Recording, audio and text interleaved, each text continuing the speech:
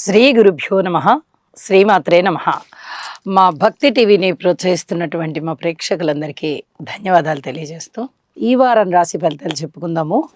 ముందుగా గ్రహస్థితులు 8 జూన్ 2025 నాటి గ్రహస్థితులు: మేషంలో శుక్రుడు, వృషభంలో రవి గారు, అలాగే బుధ గురులు ఇద్దరు మిథున రాశిలో, కుజకేతువులు సింహరాశిలో, చంద్రుడు తులారాశిలో, రాహు కుంభరాశిలో, శనిగారు వచ్చేసి మీనరాశిలో. వారాంతం అయినటువంటి 14 జూన్ వచ్చేటప్పటికి చంద్రుని యొక్క స్థితి మాత్రమే మారి ఉన్నది. ఇది గ్రహస్థితులలోని మార్పు. ఇక గ్రహ సమ్మేళనాల విషయానికి వస్తే బుధ గురుల కలయిక చాలా మంచిది. అద్భుతమైన తెలివితేటలు, అలాగే గణితము, వేద విద్యలు, వ్యాపారము, అలాగే వ్యవహారము, ఇట్లాంటివన్నింటిలో కూడా చాలా చాలా మేధావిత్వం కనిపిస్తూ ఉంటుంది. చాలా తెలివిగా ఆలోచించడము, ఒక పట్టుదలగా చేయడము, ఒక ప్రశంసనీయంగా ప్రవర్తించడము, ఇలాంటి లక్షణాలు కనిపిస్తూ ఉంటాయి. అలాగే కుజకేతువుల కలయిక ఆధ్యాత్మిక పరమైనటువంటి ఉన్నతిని సూచిస్తుంది. అంటే గురువుగారు ఎంత ఆధ్యాత్మికత్వాన్ని ఇస్తారో ఇంచుమించుగా అంత ఆధ్యాత్మికత్వాన్ని ఇచ్చేటటువంటి గ్రహాల కలయిక ఏదైనా ఉందా అంటే కుజకేతువుల కలయిక. అయితే శనిగారి దృష్టి రవి మీద పడుతుంది. ఇది కొంచెం ఆరోగ్యానికి సంబంధించి ఇబ్బంది పెట్టేటటువంటి వ్యవహారంగా ఉంటుంది. ఇక దృష్టుల విషయానికి వస్తే గురువుగారి యొక్క దృష్టి చంద్రుడి మీద ఉంది. ఇది అన్ని విధాలా మానసికంగా బలోపేతం చేస్తుంది. అలాగే కుజుని యొక్క సప్తమ దృష్టి రాహు మీద ఉన్నది. ఇది కొంచెం సర్పదోషాన్ని సూచిస్తూ ఉంటుంది. అలాగే కుజుని యొక్క 8వ దృష్టి శనిగారి మీద ఉన్నది.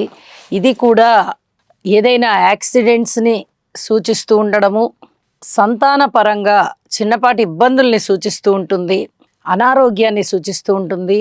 ఎముకలకి సంబంధించి, స్త్రీల గర్భానికి సంబంధించి కొన్ని ఇబ్బందులు, అంటే కడుపు నొప్పి రావడం లాంటివి, ఏదైనా పీరియడ్స్ స్త్రీలకి వచ్చేటటువంటి ప్రకృతి సహజమైనటువంటి క్రియ అలాంటివి కాస్త ఆలస్యం అవ్వడం లేదా తొందరగా వచ్చేసేయడం, ఆ ఋతుచక్రం అనే దానిలో కాస్త అపసవ్యత కనిపిస్తూ ఉంటుంది. ఇలాంటి ఇబ్బందులు ఉండడానికి అవకాశం ఉంది. అలాగే దేశకాలమాన పరిస్థితులకి కూడా కొన్ని ఇబ్బందులు కనిపిస్తూ ఉంటాయి.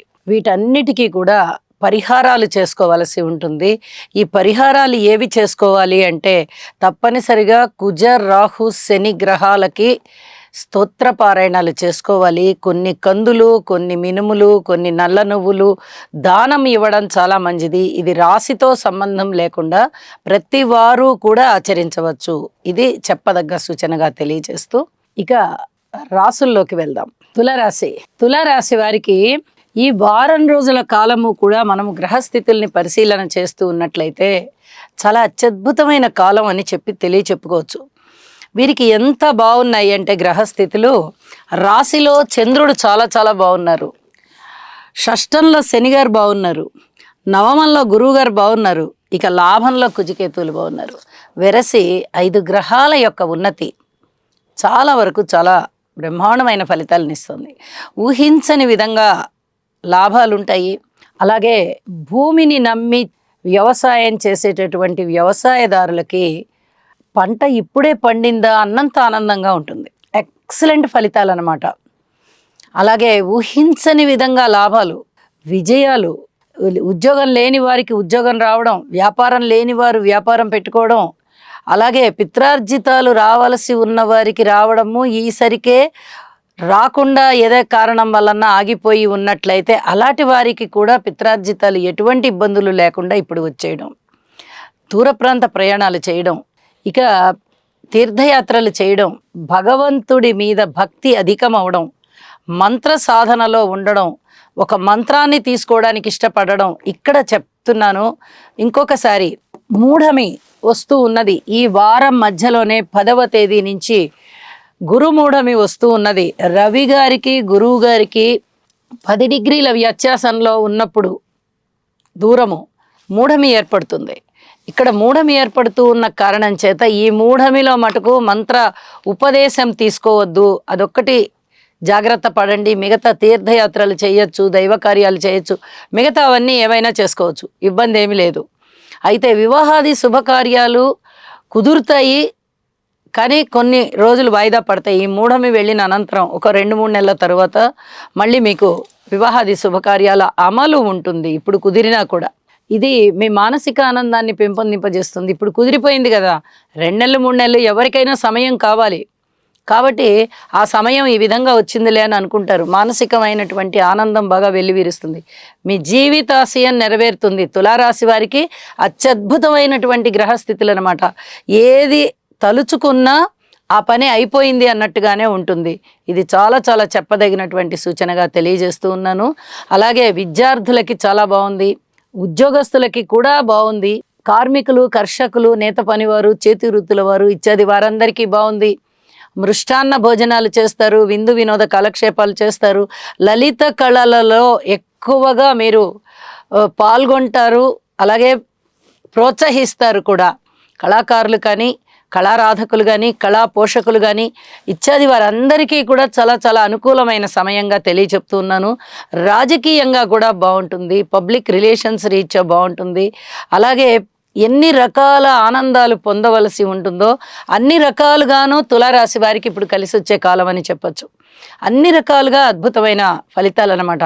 పూర్వజన్మలో చేసుకున్నటువంటి పుణ్యం ఏదైతే ఉందో అది ఇప్పుడు అమలవుతోందా అన్నట్టుగా ఉంటుంది. అనేక విధాల మంచి ఫలితాలు ఉన్నాయి అని చెప్పి తెలియచేస్తూ ఉన్నాను. అన్ని రూపాలుగానే ఉన్నాయి.